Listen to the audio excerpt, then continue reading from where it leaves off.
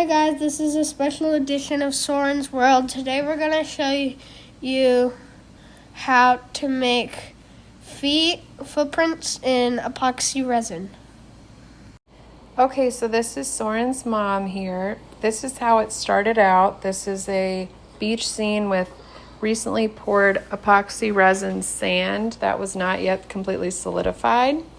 So I thought that after it had been setting for 8 hours, this was a slow set epoxy, I thought it would be fine.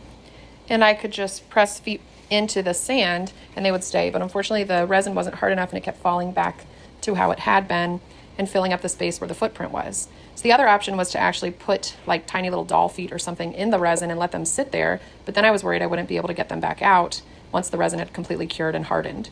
So what I came up with as an idea was I took a mold that I already had, and this might be something that you would be wanting to buy, but I took a silicone mold that I already had and I melted some white sugar over medium heat, as you can see in the video.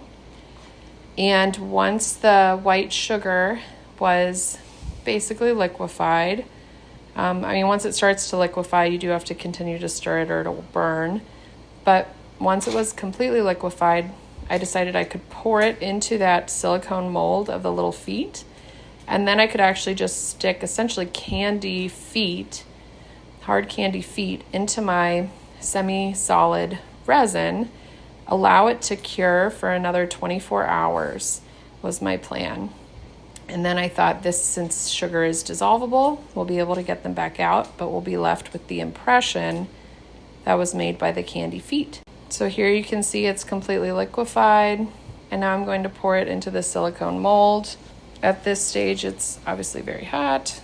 And then once it was in the silicone mold, I popped that silicone mold into the freezer for probably about 5 minutes to allow it to harden completely.